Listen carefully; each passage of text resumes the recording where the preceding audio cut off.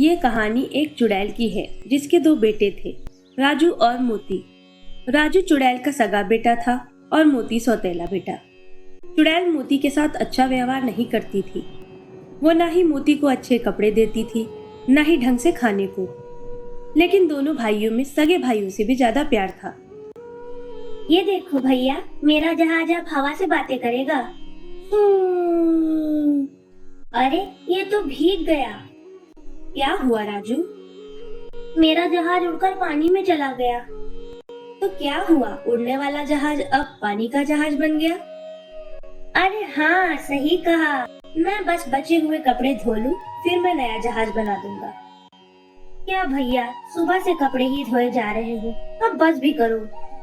नहीं राजू, कपड़े नहीं धोया तो माँ गुस्सा करेगी। माँ तो वैसे भी दिन भर गुस्सा ही करती है। मैं बस यूं गया और यूं आया। मोती, ये क्या हो रहा है? अभी तक कपड़े नहीं धुले? वो माँ, मैं ही भैया को तंग कर रहा था। बेटा राजू, तुमसे कितनी बार कहा है, इसकी तरफदारी मत किया कर। चल बेटा, अंदर चल के कुछ खा ले, कितना दुबला हो गया है। और तुम जल्दी से सारे कपड़े धुलकर सूखने के लिए डाल दो। जी माँ। तुझसे एक काम ढंग से नहीं होता, जितना करता है उससे ज्यादा बिगाड़ता है। आगे से ऐसा नहीं होगा माँ। देखते हैं। अभी मैं बाजार जा रही हूँ, जब तक मैं वापस आऊँ इस बाल्टी से ये पूरी टंकी भर देना। और हाँ, याद रखना, टंकी पूरी भरी हो, कोई गलती नहीं होनी चाहिए, वरना आज खाना नहीं मिलेगा। क्या बात है राजू, माँ गई? हाँ गई, अब बाहर आ जा तू। बस ये दो कपड़े बचे हैं, इन्हें धोकर तेरा जहाज बना देता हूँ। जहाज बनाने के लिए ताकत की जरूरत होती है और ताकत मिलती है खाने से। ये खाना जल्दी खा लो, इससे पहले कि माँ देख ले। कपड़े धोने के बाद मोती माँ के कहे अनुसार नदी से पानी लेने चला गया। पानी लेके जब मोती टंकी तक आया तो देखा बाल्टी पूरी तरह से खाली है। इसमें जो पानी भरा था वो कहाँ गया? अरे, इसमें तो छेद है, अब क्या करूं? छेद वाली बाल्टी से टंकी कैसे भरेगी? देखो देखो मोती भैया, मैंने पतंग पकड़ी। क्या हुआ भैया? बाल्टी में तो छेद है, माँ के आने से पहले ये टंकी कैसे भर पाऊंगा? हम दोनों खेलते खेलते इस टंकी को भर देंगे। दोनों भाई धीरे धीरे टंकी भर देते हैं। अरे, टंकी में पानी नहीं भरा क्या? भर दिया माँ। अच्छा, इतनी जल्दी भर दिया? चल दिखा। वो देखो, अब मेरी नाव लहरों से टकराएगी। वाह, चल मेरी नाव। ओह, सच में भर दिया? ठीक है ठीक है। ये क्या, इसने तो पूरी की पूरी टंकी भर दी। जरूर राजू ने इसकी मदद की होगी। इस बार इसे ऐसा काम दूंगी कि राजू भी कुछ नहीं कर पाएगा। अगले दिन चुड़ैल मोती को बुलाती है और कहती है, मोती, नदी के उस पार जो लंबी लंबी घास है ना, देखी है ना तुमने? हाँ माँ, जब नदी के पास जाता हूँ तो नदी के दूसरे किनारे पर बड़ी लंबी घास दिखती है। हाँ वही, तुझे वहाँ जाना है और बेचने के लिए बड़ा गट्ठर घास का काट के लाना है। माँ, मैं भी भैया के साथ जाऊंगा, बड़ा मजा आएगा। नहीं बेटा, तू मेरे साथ लाला की दुकान पे चलेगा, वहाँ से बहुत सारा सामान लाना है। तो तू मेरा सामान लाने में मदद कर देगा ना बेटा? ठीक है माँ।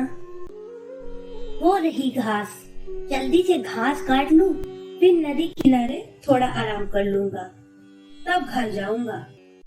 क्या रास्ता भूल गए हो बच्चे? इधर क्या कर रहे हो? मैं तो बस घास लेने आया था यहाँ। तुझे नहीं पता यहाँ से घास ले जाना कितना खतरनाक है? खतरनाक? पर कैसे? अरे मेरे बच्चे, यहाँ जंगली कुत्तों का झुंड रहता है। जो भी यहाँ आता है वो उसका शिकार कर लेते हैं। शिकार? और नहीं तो क्या, किसी को पता भी नहीं चलेगा कि तू यहाँ आया था। किसी को तेरी हड्डियां भी नहीं मिलेंगी। कुत्ते तुझे नाश्ता समझकर सपाचट कर जाएंगे। मेरी माँ ने मुझे यहाँ की घास लाने के लिए कहा था। नहीं ले गया तो माँ डांटेगी। डांट की नहीं, अपनी जान की परवाह कर बेटा, जल्दी भाग जा यहाँ से। मैं यहाँ से घास लेकर ही जाऊंगा बाबूजी। मेरी माँ जो कहती है वो मुझे करना ही पड़ता है। अगर तेरा घास ले जाना इतना ही जरूरी है तो सुन, मैं तुम्हें एक राज की बात बताता हूँ कि कैसे इस जंगल में जिंदा वापस लौटा जा सकता है। तो ध्यान से सुन, जब तू घास काटेगा तब वो जंगली कुत्ते तुझे घेर लेंगे, पर तू डरना नहीं। अगर वो तेरा मन साफ है तो वो तुझे कुछ नहीं करेंगे। तुम आराम से घास काट लेना, लेकिन जब तुम घास लेके जंगल से जाने को होगा तब वो कुत्ते फिर से आएंगे।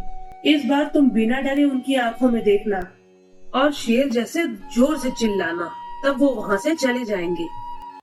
शुक्रिया बाबूजी, चल फिर अपना ध्यान रखना। मोती कुछ दूर जंगल के अंदर गया ही था कि उसे सुनहरे सेबों वाला पेड़ दिखाई देता है। उस पे लटके हर सेब सुनहरे रंग के थे। देखते ही मोती के मुंह में पानी आ जाता है। मोती सेब देख ही रहा था कि जंगली कुत्ते उसे चारों तरफ से घेर लेते हैं। धीरे धीरे कुत्ते मोती की तरफ बढ़ने लगते हैं। ऊपर वाले, अगर मैं सच्चा हूँ, मेरे मन में कोई पाप नहीं है, तो मुझे इन कुत्तों से बचा ले। सब चले गए, मैं बच गया। अब जल्दी जल्दी घास काट लेता हूँ, फिर इस पेड़ के नीचे आराम करूंगा। मोती जंगल से घास काट कर इकट्ठा करता है और पेड़ के नीचे बैठ जाता है। सोने के सेब देखने में ही स्वादिष्ट लग रहे हैं, खाने में तो मजा ही आ जाएगा। अगर माँ मुझसे भर पेट खाने को देती तो मुझे हर पल भूखा नहीं लगता। अरे अभी तो मैंने खाना शुरू ही किया है कि मेरा पेट पूरा कैसे भर गया? ये कैसे हो गया? मैं 2 सेब तो आराम से खा सकता हूँ। कहीं ऐसा तो नहीं कि ये पेड़ और इसका सेब जादुई है? तुमने सही समझा बच्चे, मैं जादुई इच्छा वृक्ष हूँ। जो भी मेरे फल खा के जो भी इच्छा करता है मैं वो अवश्य पूरा करता हूँ। डरो नहीं। बताओ, क्या तुम्हारी कोई और इच्छा है? सच्ची? क्या आप कोई भी इच्छा पूरी कर सकते हैं? तुम ये सेब खाओ और अपनी इच्छा जोर से बोलो, फिर देखो। इच्छा वृक्ष, मुझे दिन भर काम करना पड़ता है, तो मैं चाहता हूँ कि मेरे अंदर इतनी शक्ति आ जाए कि मैं कभी थकूं ही नहीं। ऐसा ही होगा, मोती की इच्छा पूरी हो। और कोई इच्छा है मोती? हाँ, एक इच्छा और है। मेरे पास कोई कपड़े नहीं है, जो है वो भी फटे हुए हैं। मुझे एक जोड़ी नए कपड़े मिल सकते हैं क्या? क्यों नहीं मोती, तुम्हारी इच्छा पूरी होगी। मोती खुशी खुशी घास लेके वापस घर को चल देता है। तभी कुत्तों का झुंड फिर से मोती को घेर लेता है। ये भगवान, ये कुत्ते फिर से आ गए। इस बार तुम बिना डरे उनकी आंखों में देखना और शेर जैसे जोर से चिल्लाना, तब वो वहां से चले जाएंगे।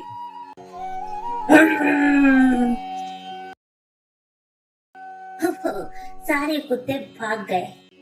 जब मोती घर पहुंचा तो चुड़ैल ने देखा मोती पहले से ज्यादा तंदुरुस्त और सुंदर लग रहा था और उसने कपड़े भी नए पहने हुए थे, बिल्कुल किसी राजकुमार की तरह। ये तुझे क्या हुआ? तू इतना अलग क्यों लग रहा है? और इतने सुंदर कपड़े तुझे किसने दिए? नदी के उस पार एक जादुई पेड़ है जिसपे सुनहरे सेब लटके हैं। जादुई पेड़? सुनहरे सेब? हाँ, मुझे भूख लगी थी तो मैंने जैसे ही एक सेब खाया, उस पेड़ ने कहा, मैं इच्छाधारी वृक्ष हूँ, बताओ तुम्हारी क्या इच्छा पूरी करूँ? सच्ची? तो तुमने उससे क्या मांगा? मैंने पेड़ से कहा, मुझे तंदुरुस्त कर दो और अच्छे अच्छे कपड़े दे दो, और उसने कहा ऐसा ही होगा, और फिर मैं ऐसा हो गया। चुड़ैल जानती थी मोती सच बोल रहा है, क्योंकि वो कभी झूठ नहीं बोलता था। तो इच्छा वृक्ष की बात जरूर सच है, पर वो इस बात से जल भुन गई कि जादुई पेड़ सौतेले बेटे को कैसे मिल गया, उसके बेटे को क्यों नहीं। अचानक उसके दिमाग में एक तरकीब आई, अगर वो पेड़ मोती की इच्छा पूरी कर सकता है तो राजू की भी करेगा। राजकुमार जी, अगर आपकी नींद पूरी हो गई हो तो उठने की कृपा करेंगे? हाँ हाँ माँ। चलो आज तुमको ये घास लेके मेरे साथ बाजार जाना है। जा जल्दी से तैयार हो जा। बेटा, ओ बेटा, उठ जा, सुबह हो गई। और सुन, आज तुझे इच्छा वृक्ष के पास जाना है और उस वृक्ष से ढेर सारा सोना मांगना है। इतना सोना कि हम गांव में सबसे अमीर हो जाए। हाँ सच्ची माँ, वहाँ बड़ा मजा आएगा। मैं भी जादुई पेड़ से कुछ मांगना चाहता हूँ। मेरे लाडले बेटे, पहले वो सेब खाना और फिर कहना, मुझे इतना धन दे दो जितना किसी के पास नहीं है। लेकिन मोती को ये पता नहीं लगना चाहिए, वरना इच्छा पूरी नहीं होगी। हमारे बाजार जाने के बाद तुम वहाँ चले जाना और जल्दी से वरदान मांग के वापस आ जाना। थोड़ा धीरे धीरे चल, इतनी भी क्या जल्दी है। माँ, घास भी बिक गई, अब जल्दी घर चलो ना। राजू के लिए मैंने लकड़ी की नाव ली है, इसे देखकर वो खुश हो जाएगा। जल्दी चलने की कोई जरूरत नहीं है, अभी राजू घर पे नहीं होगा। घर पे नहीं होगा तो कहाँ गया? मैंने उसे जंगल इच्छा वृक्ष के पास भेजा है। उस जंगल में? लेकिन क्यों? क्यों क्या? वरदान मांगने। और क्यों? माँ, मैंने कल बताया ही नहीं कि जंगल में जंगली कुत्ते रहते हैं, वो राजू को खा जाएंगे। ये मैंने क्या कर दिया? राजू, राजू, मैं आ रहा हूँ मेरे भाई। मोती भागता हुआ जंगल जाता है और देखता है राजू को कुत्तों ने घेर रखा है।